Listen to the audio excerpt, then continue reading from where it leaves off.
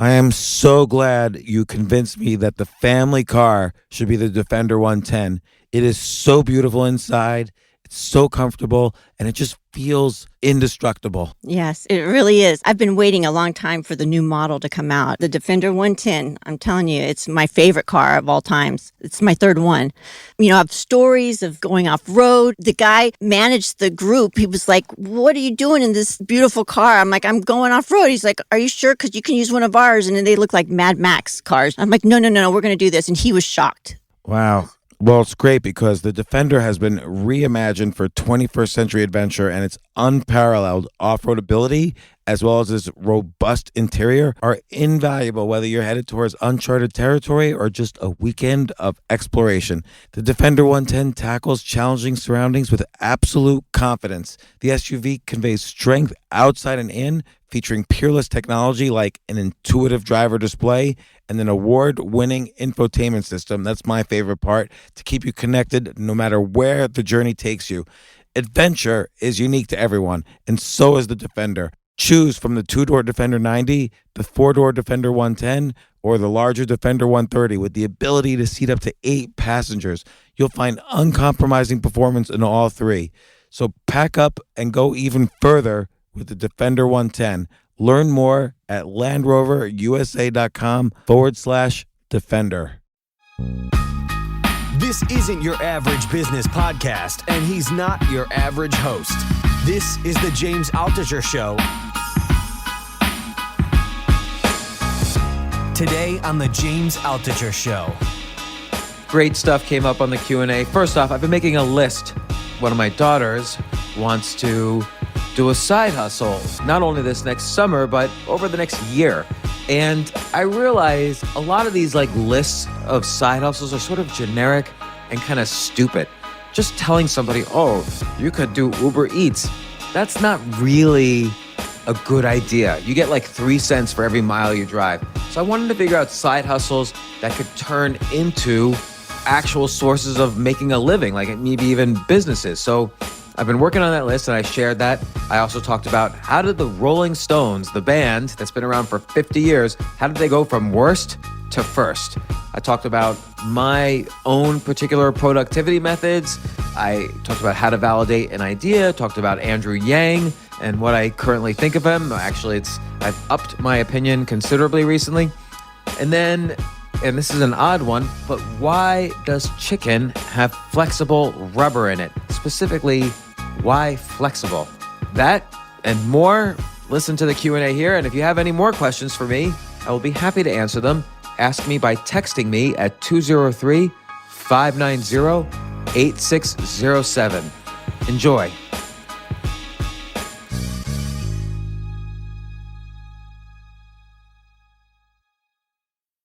Oh my gosh, so much stuff going on. I feel like it's been forever since we all hung out.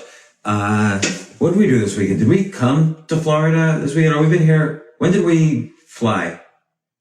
I think we came on Thursday? Thursday. We did? Yeah. Yeah, we did. So we've been here 4 days. So lots of stuff going on. I want to start off again with the BS non-headline of the day.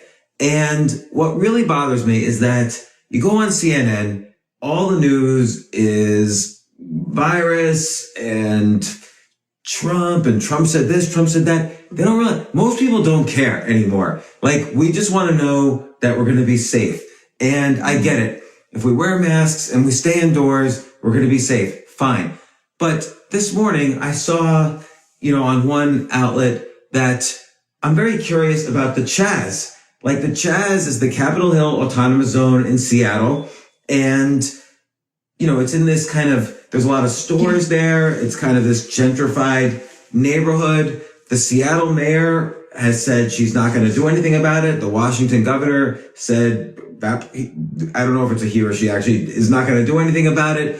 And I don't understand because in the Constitution, the Fifth Amendment of the Constitution says you cannot have life, liberty, or property taken from you without due process. So, of course, all the businesses that operate in the CHAZ are suing because they can't open their businesses. So how could the government be okay with this? And then you would say, the Seattle mayor says, and I don't know, is she a Democrat? Is she a Republican? It doesn't matter really, but I don't know what she is. She says, oh, it's like an arts festival there. It's okay. It's all peaceful protesting.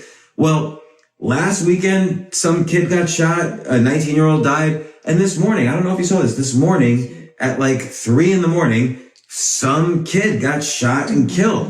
And it's horrible. So I go on CNN. CNN.com is supposed to be our main source of news. Yeah. And I search CHAZ, CHOP, whatever. There hasn't been an article since June 25th. It's June 29th. So they think like what Trump ate for breakfast this morning is news. Or there was Katy Perry is depressed because of her recent breakup with Orlando Bloom. Like that was a headline. But like CHAZ or CHOP, where people are suing each other, people are getting shot and killed. Like it's obviously not a peaceful protest. Zero news.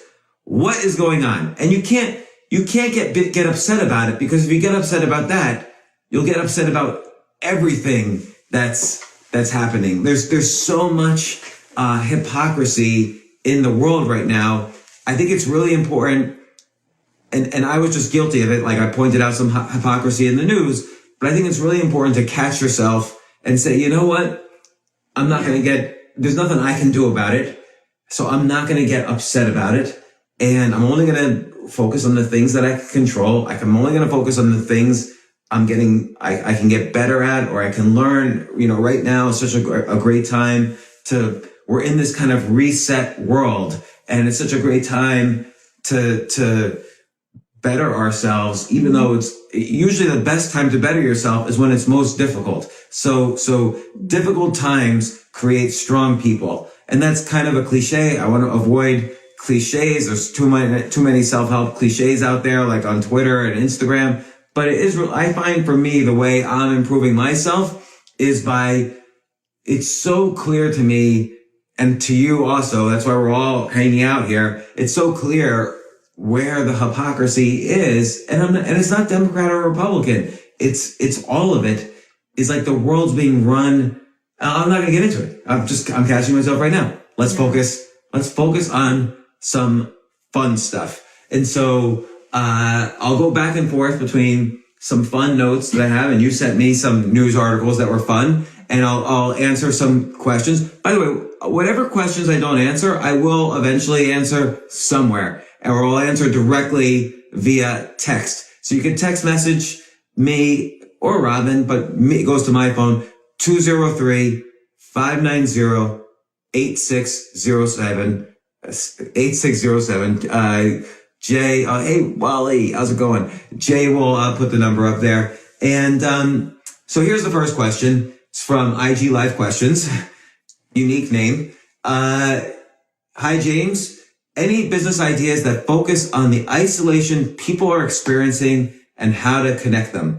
That's a great question. And so there are business ideas, and then there are just general ideas. So for instance, right now, who are the most isolated people? So we all, hey, Chris, hey, Lisa, hey, Max, hey, Jay, who are the most isolated people right now? We're 4 months into the lockdown, and and a lot of the states are open. All of the states to some degree are open, but there are some people that are sadly still locked down, and with good reason. It might be people who are over the age of 70. It might be people who are immunosuppressed in some way. So they're a little bit extra nervous about getting this virus. I mean, on the one hand, they should understand there's 300 million people in the country, 120,000 deaths. So it's a relatively small, very tiny fraction of people dying. But that doesn't mean you want to get this illness, particularly if you're afraid you're not going to be asymptomatic. Everybody wants to avoid it as long as possible. So there are some people who are alone, like older people, immunosuppressed people, and so on. So I think it's a good idea to create like an exchange. Like, let's say I'm 80 years old.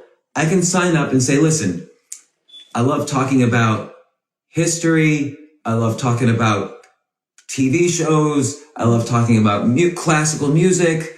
I love talking about politics. So, and I'm on this exchange. And then other people can sign on, and the person can say, I'm willing to pay $10 an hour to just have a Zoom conversation with people. And there are other people who could sign up, and it's a side hustle. They want to make $10 an hour, and they also can talk about history, classical music, and so on. And there could be, it sounds almost prostitute-like, but there could be reviews. So if someone signs up and doesn't know anything about history or classical music, the 80-year-old could say, oh, this person was just trying to make a quick buck. So there's review on both sides. There could be reviews, and you have people who legitimately, it might be actually other people who are locked down. Like there are young people who are locked down, who are immunosuppressed, and maybe, they want to talk to older people, or they want to learn from them, or older people want to talk to the younger people, so there could be people who want to just talk to other people who are locked down for free. So build this exchange. Maybe there's a sign-up fee to join the exchange. So there's various business models. There could be advertising, buy these gloves and masks, and that could be an advertising on this platform. So you can create an exchange where people who are locked down can reach out to other people who are locked down. So that's one business model. The other thing is that you could arrange Zoom parties. So for instance, I can say, sign up if you're locked down or if you're immunosuppressed or whatever. And every Friday night or every night, we're going to have a trivia quiz. So some people will want to join the history trivia quiz. Other people will want to join the old movies trivia quiz. Other people will want to join the music trivia quiz. So every night there could be trivia quizzes with some parties, maybe and some giveaways. Like gift cards or whatever. And people could communicate in breakout rooms on this exchange. So if you're immunosuppressed, if you're locked down, it could be a whole advertisement. Sign up for, nonstop trivia parties, with the immunosuppressed, with the lockdowns. And it could be just a party all day long. And maybe you pay a subscription, like $10 a week to join this, as long as you're locked down. And again, you have these trivia quizzes or watching parties or whatever, where there's or games that are played where, there's awards won or whatever. But the other thing is, you don't necessarily have to make this a business model. If I was locked down all the time, there's plenty of Zoom. And just in the past 3 days, I've been to 2 Zoom hangouts or meetups that had over 200 people on them. And they were really, one of them I gave a talk at, and it was a lot of fun. And you meet people and you chat and so on. And then also you can play games online at various game sites, and you can meet people that way. There's chess sites, there's backgammon sites, there's poker sites.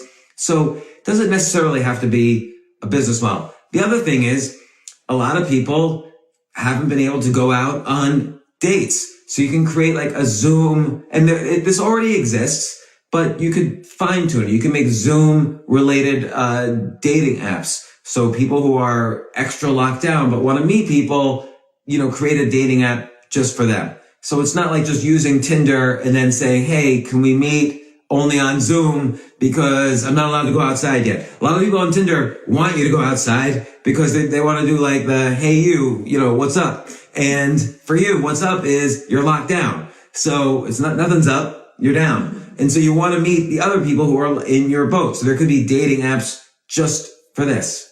Anything else for? I think you've covered a lot. I mean, for me, again, I like being locked down. First off, I'm locked down with this beautiful woman. But second off, my ideal, since I was 19 years old, since I was 17 years old, my ideal day is just to play games all day. And now I've got this big computer in front of me. Yeah. I could play chess, poker, I could read, I could write. I'm living the dream. If it wasn't for the fact that 100,000 people are dead and that military style protesters are taking over cities and murder hornets are invading and T-Mobile's getting hacked, and over the weekend Chase Bank was hacked, and today Iran's issues a subpoena for Donald Trump's arrest, and India and China are about to start World War III. If it wasn't for these little things, in the Sahara. What's going on with the Sahara? Oh yeah, there's a sandstorm coming from the Sahara now. We just arrived in Florida. Florida becomes the epicenter of the virus, and there's a sandstorm coming from the Sahara Desert for the first time in like 6,000 years. It's like biblical. Like, what the heck is going, like 2020, here's, okay, I'm going to tell you, I'm just going to flat out say, here's why Donald Trump should get reelected. And it has nothing to do with politics. Somehow or other, he has engineered that we are all living in a gigantic science fiction novel right now. Like, this is like Dune or like some kind of weird neuromancer type of science fiction novel. This is like Lord of the Rings with Sauron. Like it started off Australian wildfires. What the hell happened? Did Australia burn to pieces? Like, what is going on? And then Iran, we went to war with Iran, but now I thought that was gone, but now they're arresting. What are they going to do? Send a police officer to the White House? Like, how are they going to do that? And then what else is going on? Like, we have impeachment, the deadliest pandemic since 1919. We have, these protests, and the protests are mixed. Nobody can tell me everybody says the protests are mixed with other groups. So if you talk to Democrats, the other groups are white supremacists. If you talk to Republicans, the other groups are George Soros funded. So why can't a reporter just go and ask them, who are you? Why can't anybody figure this out? It's such a big mystery. Like, if I was a reporter, that's what my job would be. Right. Like CNN doesn't report on, I can get an Airbnb in the Capitol Hill Autonomous Zone, and I can get a plane ticket to Seattle, and I could go right in there. But somehow no reporter has been able to go in and figure out who killed who in all of these different shootings. And what the heck is Raz Simone doing? So I looked up Raz Simone's account today. He's the warlord at the CHAZ. If I'm going to take a CHAZcation, I want to make sure that the warlord is a decent guy, right? You don't want to make sure that the warlord's your enemy. Then you can have coffee with him or something. So his latest tweet this morning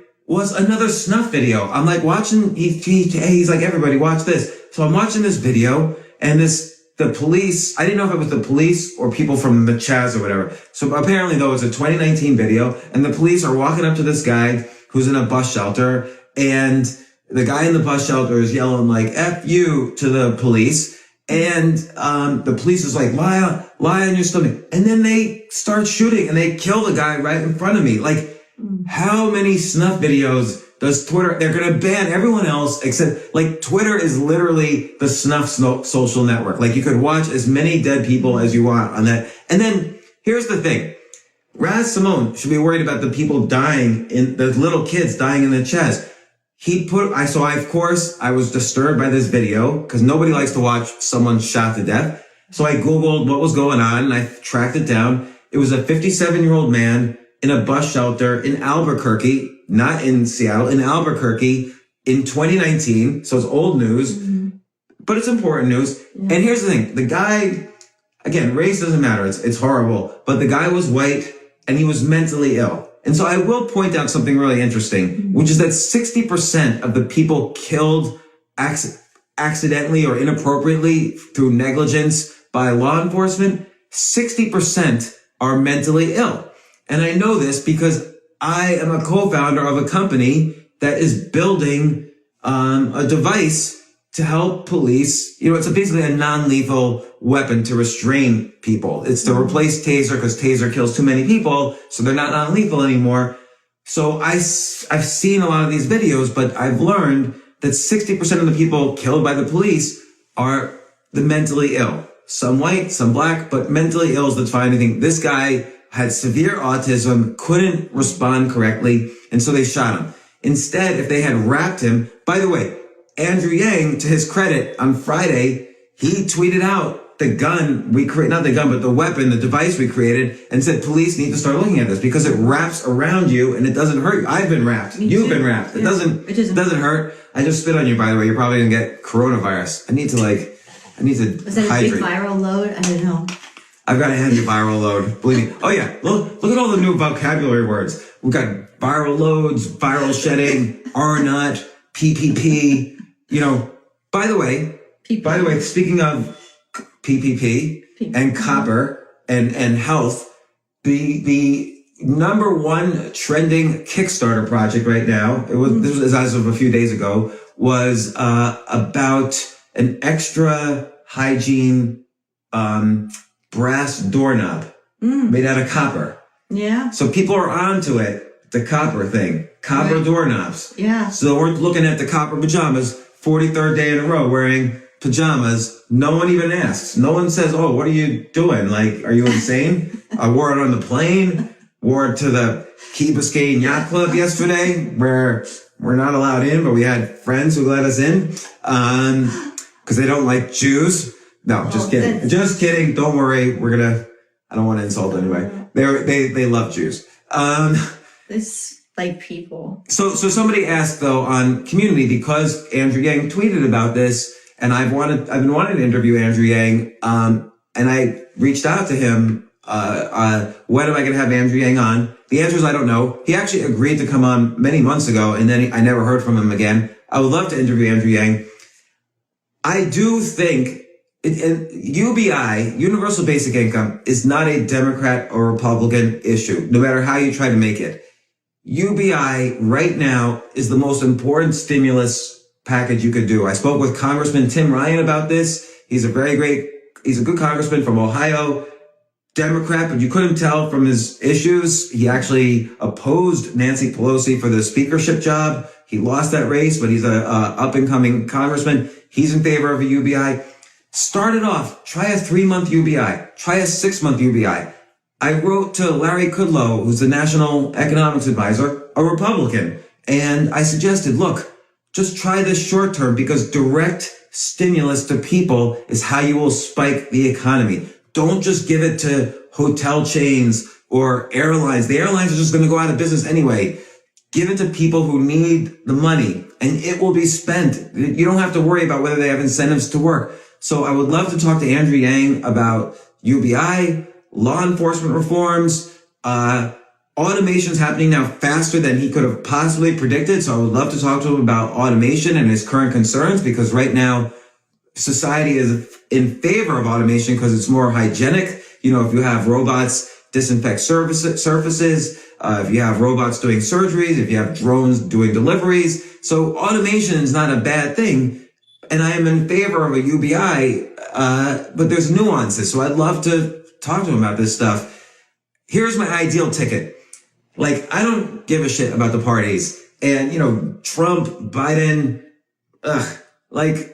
first off, nobody really likes Biden, and people seem to either love or hate Trump. And so, whatever, let's think about 2024. Here's my ideal ticket. And I'm curious what Dan Crenshaw, Nikki Haley for the Republicans. So Dan Crenshaw's the guy with the eye patch. Seems like such a common sense guy. And Nikki Haley you like her. And on the Democrat side, Andrew Yang, and I don't know, maybe Tim Ryan. Like, I like Tim Ryan. That's my ideal ticket. And by the way, for the Libertarians, I don't know much about Jo Jorgensen, although I'm trying to get her on the podcast. She's the presidential nominee. Spike Cohen. I love that name, Spike Cohen. Like, he's like he's like Jewish with the Cohen, but Spike. He's somehow he's gonna kick your ass. But meanwhile, he's also immunosuppressed. He's the VP candidate for the Libertarian Party. So he's been locked down because of his immune system. He's got multiple, sclerosis. But he's been on my podcast. Super smart guy. I highly recommend it. People don't realize that a lot of the Democrat ideas right now come from the Libertarian Party. Like, defund the police comes from the Libertarian Party. Right. And it doesn't mean no police. I'll let people look it up, but like, just get rid of the police that just give you driving tickets for no reason, or the police that, you know, are just there to file your insurance claims or whatever. Like, just keep the police that solve crimes and handle domestic violence and stuff like that. That's all they're saying.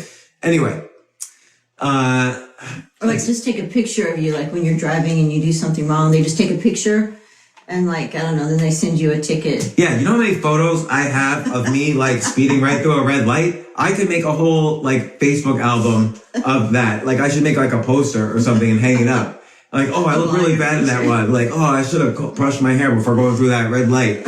So, this was the actual BS headline of the day. Pilgrim's Pride, which is like the biggest maker of chicken nuggets in the world.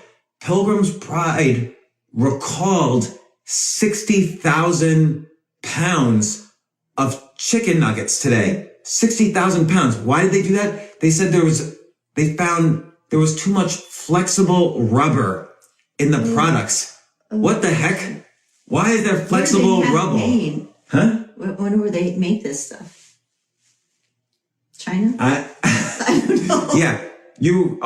Probably China. I do think that's correct, actually. I do think they make it in China and it gets packaged they here. They did put melamine in the milk there, so when we were there. Yeah, melamine. so somebody's putting flexible... first of all, isn't all rubber flexible? Like, why do they have to mention it's... Like, is non-flexible rubber okay? Like, if the rubber is too flexible in the chicken nugget, like, why did they mention the word flexible? Like, that's the oddest thing to put out in this press release. There's too much... They could have just said there's too much rubber, and I would have been like, that's disgusting.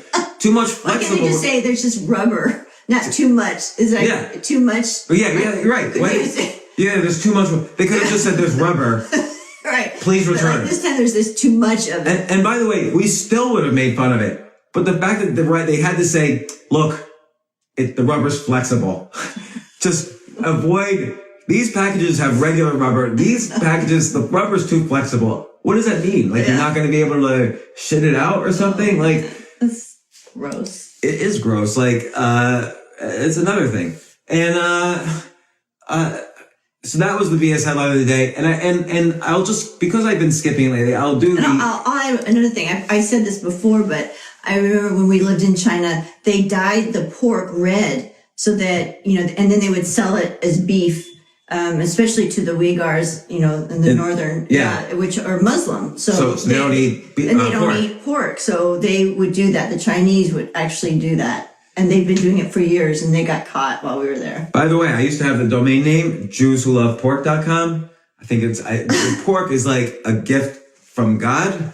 And unfortunately for these two major religions in the world, Islam and Judaism, they more devout members of these religions do not eat bacon. Their loss, but it would be horrible. I would be able to tell if someone dyed my bacon red and it wasn't really bacon. Like turkey bacon's the worst.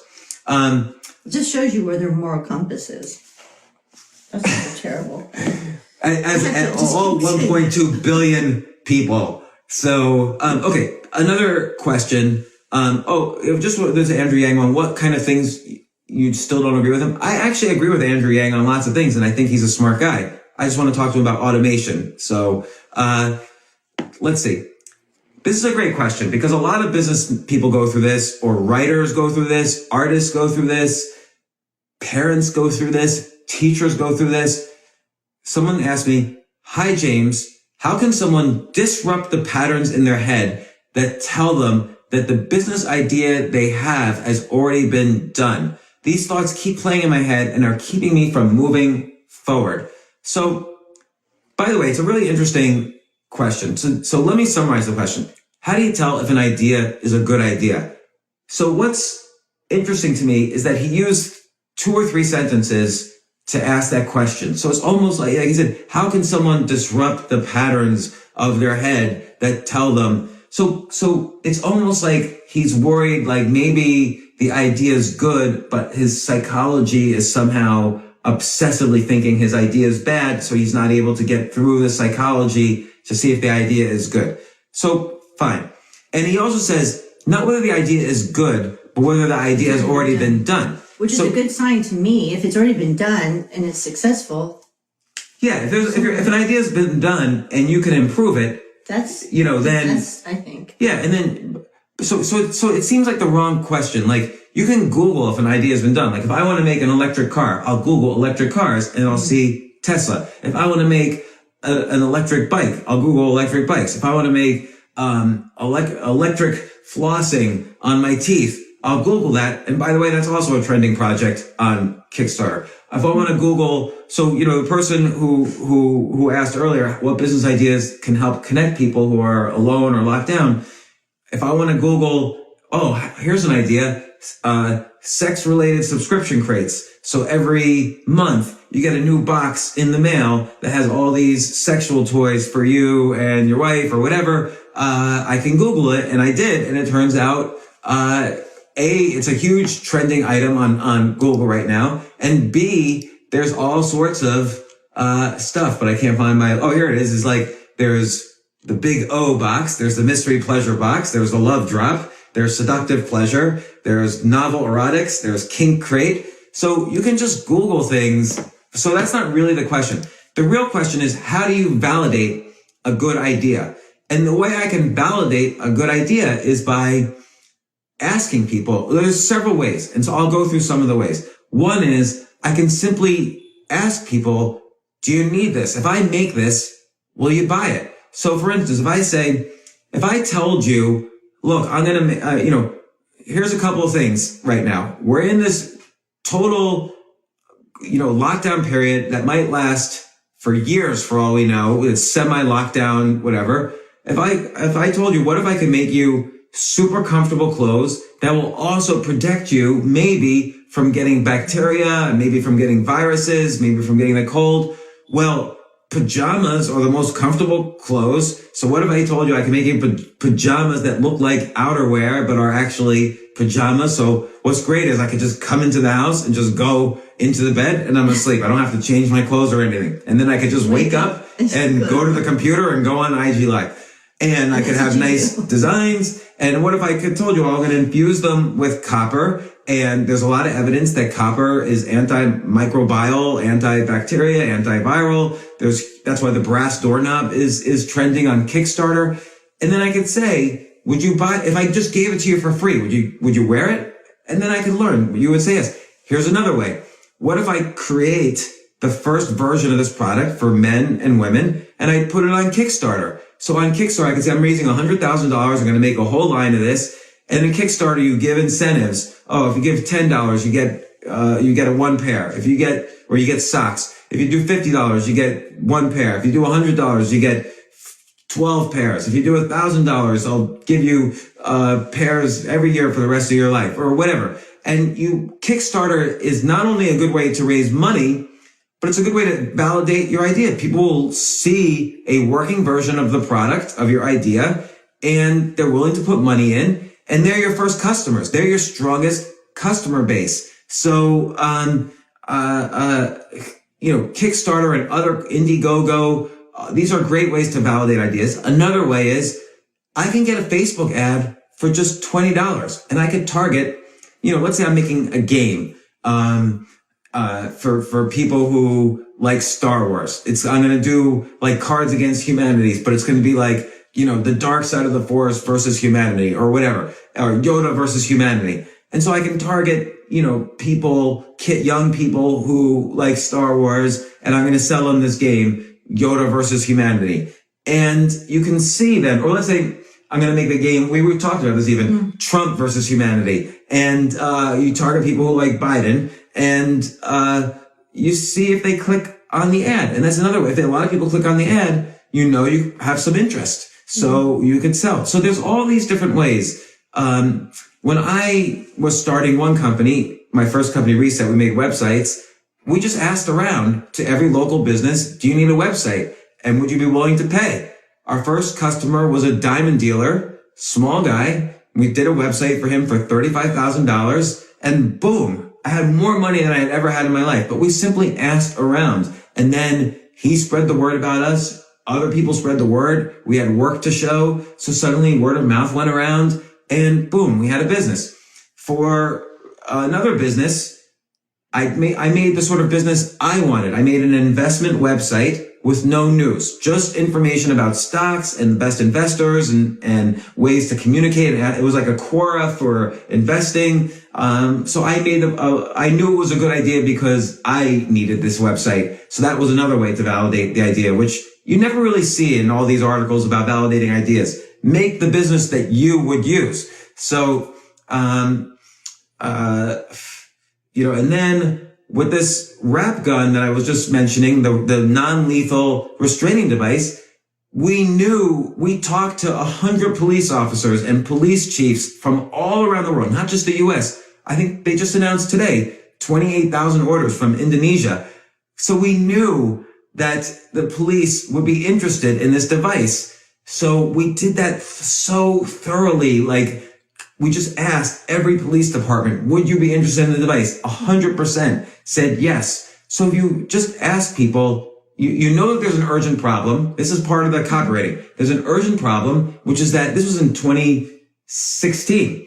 There was an urgent problem, which is that I think it was the Eric Garner had just been killed. So, and again, not only was it an urgent problem because of the brutality and the killing and the murder, but it was all cities don't want to do it because they get sued. And so it cost them billions of dollars. So we knew it was an urgent problem. We knew this was a useful solution because there was no device that was non-lethal. Taser kills 1 or 2 people a week. We knew that it was ultra specific. Like I'm using all the techniques from copywriting to validate this idea. It was ultra specific because here's how it works, and I'll show you a video of how it works. We knew that it was user-friendly. You just have to press a button, and there's a little laser, so it tells you where you're shooting. So it's user-friendly. I always forget what all the U's are, but we have whatever it is. We have unquestionable proof because we've wrapped hundreds of thousands of people now. We did 1 million tests with all sorts of subjects, people running at you, people running away, people running side to side, people waving their arms. And now every day, police departments call us and say, you just saved another life. So we have unquestionable proof. So that's how you validate an idea.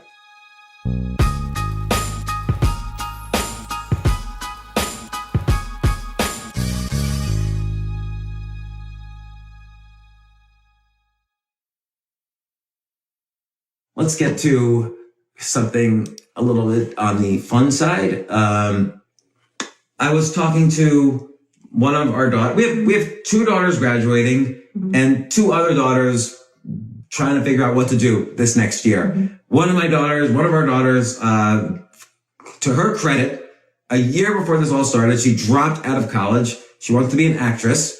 And I kept telling her, okay, fine, go to college, but are you going to get more experience acting in your shitty little drama department at Dickinson College? Or if you move to New York City, where there's Broadway. Now, unfortunately, Broadway's closed down for the year, but she's thinking of side hustles and things she could do. So I'll just tell you what I'm telling her literally today. So, because everybody always lists side hustles, and I've done this too, but then when you start to look at it, like I was looking at one side hustle where you user test websites that are being built, and you make like $1 an hour. Who wants to do that? So you were telling one of your daughters, get a real estate license, which is a great idea now that one part of the country is lifting up and moving to another part of the country right now.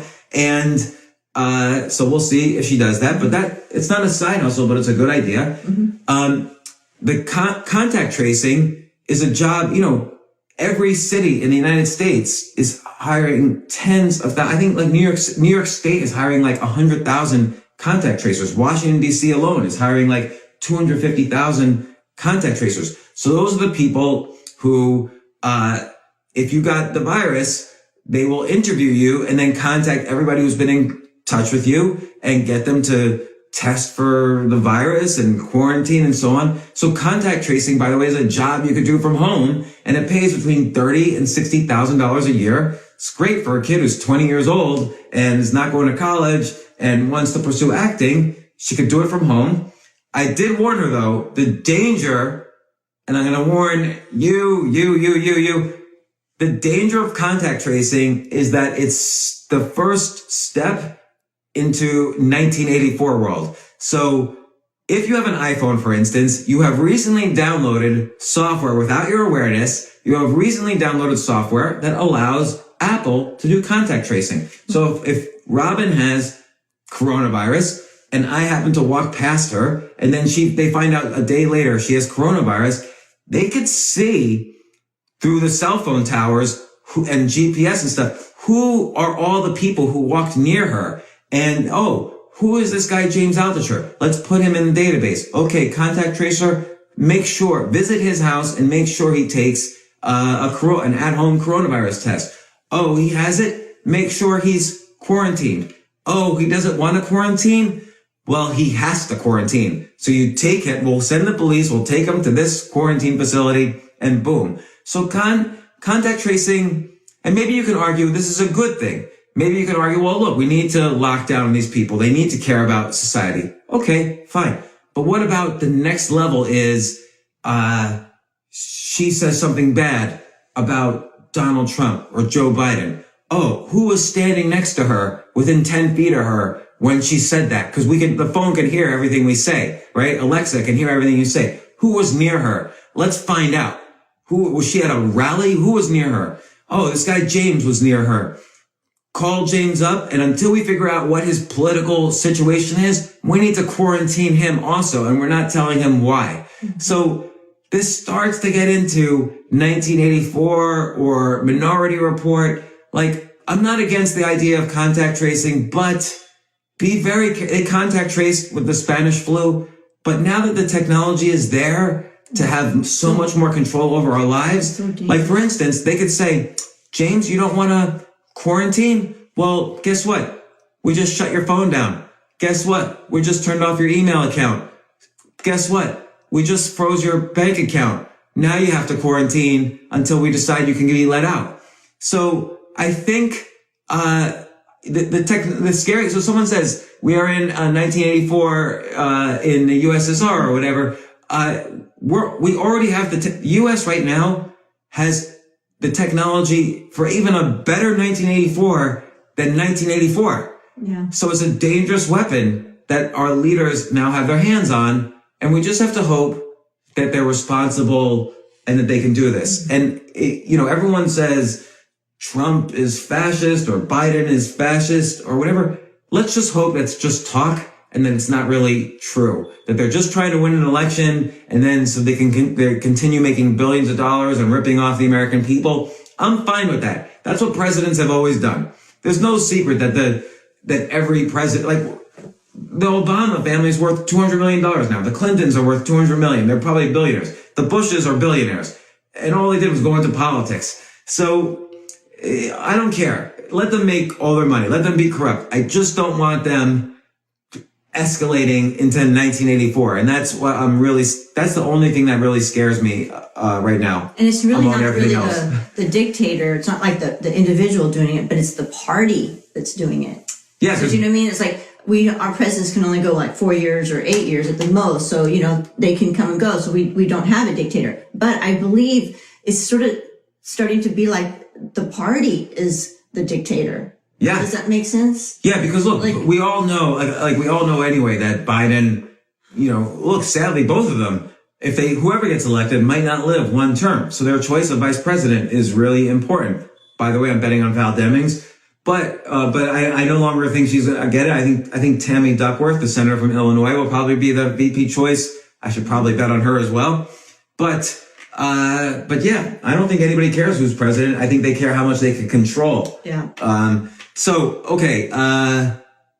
So anyway, real estate license. I'm also telling my daughter, everybody in New York City is leaving. All the major cities, New York City, Chicago, Chicago, San Francisco, LA. Everybody's leaving. Everybody I talk to is moving out or having a summer home or getting an Airbnb in Austin. I spoke to 3 people today who are going to Austin. So they're going to have homes that are empty for a while in New York City or LA or San Francisco. What are they going to do with those homes? They're going to Airbnb them. So I told our daughter, start contacting the recent listings on Airbnb and tell them you'll manage when they move to Puerto Rico and to get no federal taxes and they can't come back to New York State for 186 days, they need someone to manage the Airbnb for them. So start advertising your services. Manage the Airbnb. You let guests in, you clean the place up, and you get paid a good amount of money for that. So that's another thing. I'm telling her also, look at flippa.com. Find an e-commerce site that makes a little bit of money, that you're an expert in an area you're an expert in, that you think you can improve, and that's for sale for a cheap price. I'll lend you the money to buy the e-commerce site, and then you'll pay me back out of the profits. And that's a legit side hustle idea. Or, we talked about the sexual subscription boxes. Okay. If I needed to set up a subscription box, let's say I want to go in the subscription box business, like the PPP subscription box business. So you get new disinfectants every month. You get new masks. You get new gloves. You get the new ultraviolet light. That's going to be a huge subscription box business. Well, I don't know how to, James Albert, I don't know how to set up a subscription box business. Like, you have to get all the products and you have to get them cheaper than you're selling them all in this monthly subscription. And then you have to package the box up and you have to send it. Learn how to do all those parts. And then this is Meta, help people set up their own subscription box business. I think you could charge $10,000 per business you set up like that. So plus ongoing maintenance. So that's maybe the multi-million-dollar business idea of the day, actually. Here's another one. A friend of mine came to me with an idea that I thought was pretty good. You know, it was an idea for a store in a very specific niche. And since he told me the idea, I cannot share the idea. But I thought it was very, very good. I did some research, thought it was a good idea for an e-commerce store. I went onto Shopify just to see how easy it is for him to set up a Shopify store. Because I figured if it's easy for me, it'll be easy for him. I got about halfway through, and then suddenly Shopify wouldn't reload. It said come back later. And then it said hit reload. I hit reload and all the information got lost. So clearly it's not so easy to set up a store, and Shopify is supposedly the easiest. And so I said to our daughter, learn how to set up Shopify stores. Everybody's moving towards e-commerce. Then go to every local business that you could find in New York City and say, hey, I'll set up a beautifully designed Shopify store for you. Pay me $5,000 and I'll do it. And it'll take her, once she gets good, it'll take her 2 or 3 hours per store to do it. Mm-hmm. These are real side hustles, not the bullshit like, oh, I'm going to drive for Uber Eats. You make 10 cents a mile driving for Uber Eats. It's not a good idea. So whenever you Google side hustles, there's all these bullshit side hustles. These are real ones where you'll start to make a living and you can make wealth. And then our daughter is an artist. She likes to draw, and I said, and she's even had people approach her like, hey, can you draw me? Can you draw this? Can you draw that? And I said, try doing some of your drawings on t-shirts and then set up a store on Teespring or Shopify. Mm-hmm. Again, we want to validate the idea. Do 3 shirts, set it up on Teespring, send it out to put it on Instagram and send all your Facebook friends. See if you get any orders. Boom. It's a great way to validate an idea. So anyway, another question. That's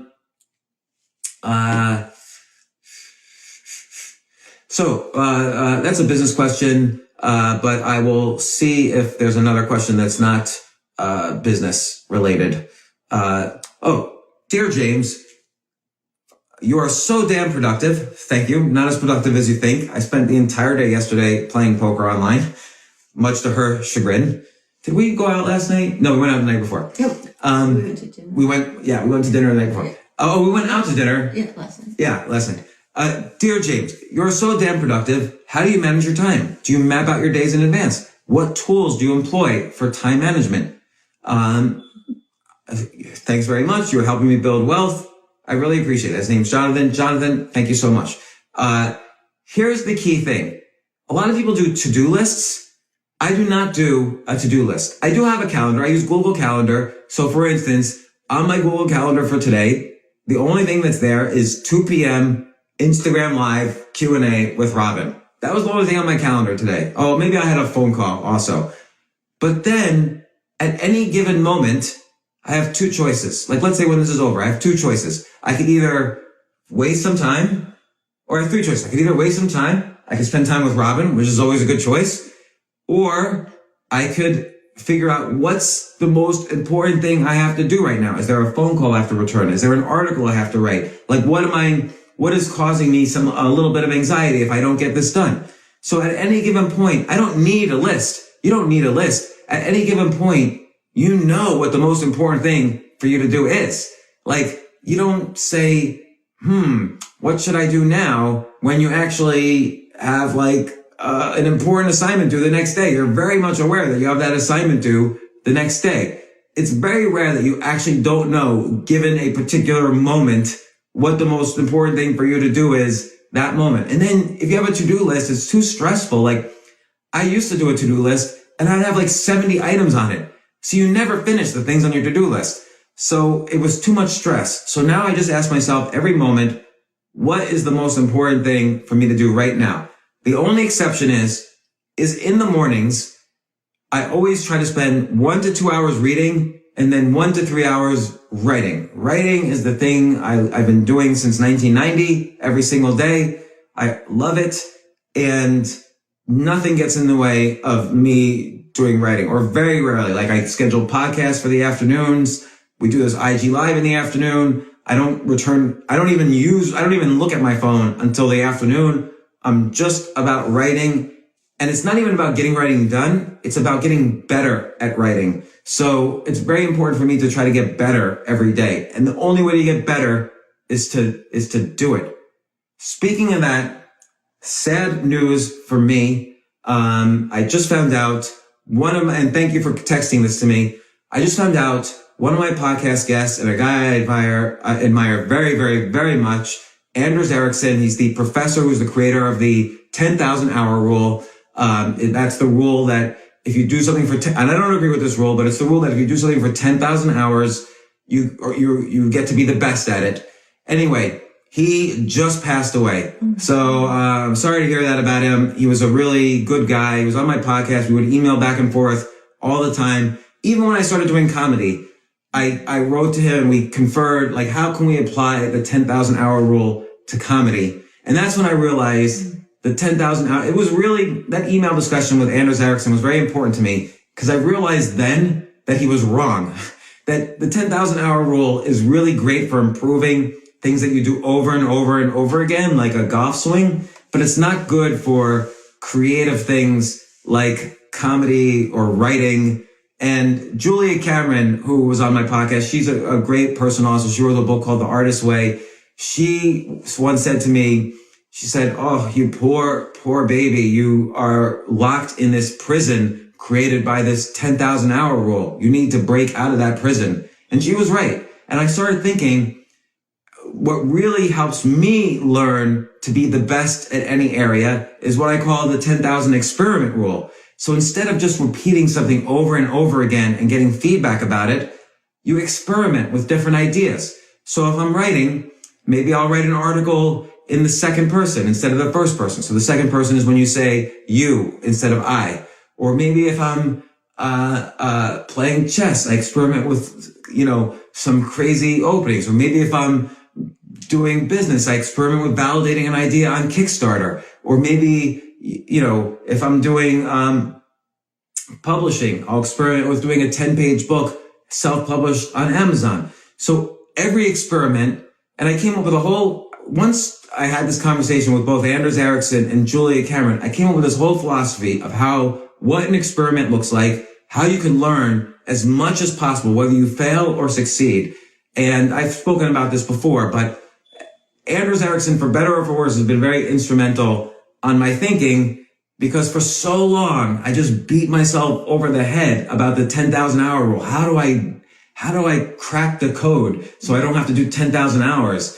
And he was pushing me at it. And finally, after tons of conversations, I was able to do it. So anyway, rest in peace, Anders Ericsson. You're a really good guy. His book, Peak, I highly recommend. And my next book, called Skip the Line, coming out next March. So forget about it now, but it's all about how to skip the line and be the best without spending Anders Ericsson's 10,000 hours. I owe the whole concept of that book to him. So I was very sad to hear that he had passed away. Let me see. Is there anything you wanted to bring up specifically? Well, no, I'm just kind of going along with it. You're just going along with the whole way. I'm shocked that he died. Yeah, he's a very good guy. Malcolm Gladwell popularized the concept of the 10,000 hours in his book, Outliers. And then Anders Ericsson thought Gladwell got it wrong. So that's why Ericsson wrote Peak. And I think I was pretty much the only podcast he wanted to go up on. He flew actually from Florida to New York, and he wasn't really that healthy then. It was several years ago. And we had such a great time. And anyway, we kept in touch. But the way Malcolm Gladwell popularized the 10,000 hour rule, he spoke about the Beatles and how the Beatles in the early 60s, before anybody heard about them, the Beatles worked for something like 10,000 hours in these strip clubs, 24 hours a day almost, in Germany. And that's how they put in their 10,000 hours. But when I spoke to Erickson about this, he said, no, it was more like 5,000 or 6,000 hours. Gladwell got it wrong. But then I started thinking about the Rolling Stones. How did the Rolling Stones get good? They actually kind of sucked in the beginning. Like Mick Jagger couldn't play instruments, and he wasn't a singer. He was a horrible singer. If you look at the very early reviews of the Rolling Stones, they would say, the reviewers would say, I can't understand a single word he says out of that ugly mouth. They would say that. And nobody could figure out, and they weren't even like a great group. So how did they get good? Well, here's, and it was very interesting studying the example of the Rolling Stones. First off, they did idea sex. So Keith Richards and Mick Jagger were obsessed with the blues. So they're the first group to really combine the blues with Elvis Presley, which was sort of a modern version of the blues at that time, with the Beatles, which was like pop music. So they combined the blues with pop music. And so Idea Sex, they were the only one in that intersection of a pop version. Their first 10 songs, their first album was all blues music, was covers. They were a cover band. Their first time they had a hit in the top 10 was a cover of a Buddy Holly song. Then, this is very important for getting good at something. They had their plus, minus, equals. So their plus was obviously Chuck Berry, Buddy Holly. There's virtual mentors that they studied ever since they were little kids. Keith Richards and Mick Jagger met each other on a train going into London. Mick Jagger was studying at the London School of Economics. Keith Richards was some kind of drug addict loser. And they were both carrying blues albums with them. So they had a common interest. But it wasn't just that. They had their virtual mentors. They had their plus, but they also had their equals. So one time they were going to a gig and they shared a car. Nobody had a car. So they shared a car with two other people who were also going to the gig. Two other 16-year-olds who were also going to that gig. Eric Clapton, who became, the head of group Cream, and Jimmy Page, the guitarist for Led Zeppelin. So they were friends, all of these guys, this whole group of rock, they grew up together. So they had their equals that they competed against. And so you always have to find your equals that you're both learning from and competing against. When Mick Jagger and Keith Richards tried to write their first song, they were failing. They couldn't do it. So they ran into on the street two of their friends from the club scene. These friends were John Lennon and Paul McCartney. So John Lennon and Paul McCartney said, hey, how do we all just work together? Well, let's all hang out in your little studio apartment and we'll figure it out. So the first original song that the Rolling Stones ever put out, I think it was called I Want to Be Your Man, was written by Paul McCartney and John Lennon. So it's growing up together and meeting these greats that are just in their beginning stages. When you look at the art movement, you have, Jasper Johns, Robert Rauschenberg, who they were roommates and they lived right next door to John Cage, and who was also this abstractionist in the music space. Or you look at, all these different groups, Steve Jobs, Bill Gates, Steve Wozniak, Paul Allen, they all hung out together when they were kids. So Picasso and Moreau, all these artists in France, Fitzgerald, F. Scott Fitzgerald, Ernest Hemingway, John Dos Passos, Gertrude Stein, all hanging out in Paris in the 1920s. So you find your equals and you find your scene, not your tribe, but your scene that you grow up with. Tribe means something different than a scene. The other thing they did, it's very important. When they're young, you say yes to everything. When you're older, you say no to everything. So Mick Jagger, they would say yes to every single gig. They did 200 gigs a year in the early 60s. And that's how that's the part where the 10,000 hour rule comes in. They just did as many gigs as possible. Now, here's something interesting. How do they make money? Mick Jagger and the Rolling Stones, all of them, they don't own the rights to their music. They kind of sold those away in 1966. They sold away all the Painted Black, Sympathy for the Devil, all the Satisfaction, all the songs that we know. They sold them to their manager, Alan Klein. So here's how they make money. Every year, they go on tour. They form a new company. They go on tour. The company collects all the money. And then they dissolved the company at the end of the year and split up the money into 4 pieces. And their last tour made $600 million. So that's how they make their money. So you always have, no matter who you are, whether you're Mick Jagger or someone sitting at home writing a book, you always have to do what I call the spoken wheel approach. You know, their music is the wheel, but the tour is one of the spokes. Mick Jagger also produces TV shows. They also produce other albums, and they own rights to other musicians. So on and on. They have a spoken wheel. Also, it helps to have breadth of knowledge. So, the first words of Sympathy for the Devil, I forget the words now. Please excuse me, blah, blah, blah. But that's a line from a book by Mikhail, I think, Bulgakov, The Master and the Margarita. So Mick Jagger was an avid reader of literature, and he took lines from his favorite novels. So again, using idea sex, using other things to combine. And, these are just a few of the things. It's worth studying the careers of the people who are at the best. And you could see, this relates back to Anders Ericsson, and just riffing on this, you could see where the 10,000 hour rule comes in, but also these other things. They experimented. Mick Jagger experimented with playing the guitar. He experimented with different types of music. They experimented with having different drummers. Brian Jones, they threw him out of the band because that experiment wasn't working. So they also did experiments. They experiment. What should they say yes to? What should they say no to? So, and so on. Unfortunately, they're not very good at saying no. They're still playing at the age of 73. Mick Jagger thought he was going to retire at the age of 33. But don't make goals. It shows you the uselessness of goals. You could have a goal for 5 years from now, and then 5 years from now, you could say, that was a stupid goal. I wish I knew then what I knew now. Or you can make a new goal. You can make a new goal. So, but in any case, thanks so much for your questions. Any questions I didn't ask, I will try to answer directly on SMS or in one of my articles or in a future IG Live, I did want to mention the good headline of the day, but I'll save it for tomorrow.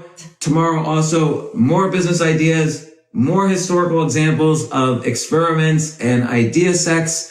I'm finishing my list of ideas for our daughter about what businesses she could do, so I'll have more of that. I will answer more questions. Please ask the questions. Text me 203-590-8607. We're going to store this IG on my IG feed at Altucher, and also on YouTube, and also on the podcast. So thanks very much. Hey, by the way, I thought you told me 2 days ago you're a horrible cook. And then you made like the best apple pie in the world. It was a frozen pie. I solved the mystery. I thought she was like this incredible cook all of a sudden, and she's been lying to me all this time. But the truth comes out. Thanks very much, everybody. See you tomorrow at 2 p.m. Eastern Standard Time.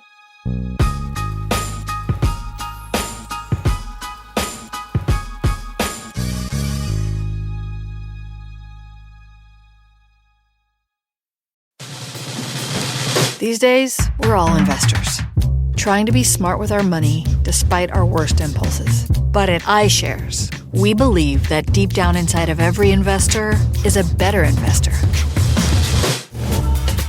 One that's just waiting to be let out. Explore iShares ETFs and insights and let your best investor out. Visit iShares.com for more information.